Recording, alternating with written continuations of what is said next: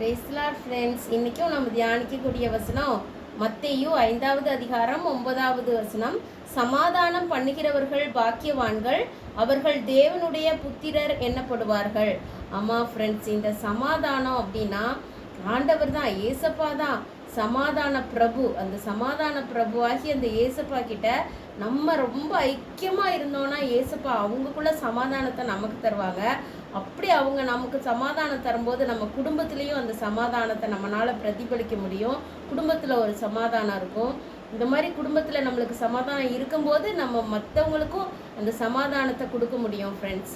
எல்லாரும் நம்ம கூட இருக்கிறவங்க, நம்மளுக்கு தெரிஞ்சவங்க, நம்மளை சுற்றுத்தார் எல்லாருக்கிட்டையும் நம்ம சமாதானமாக இருக்க முடியும்.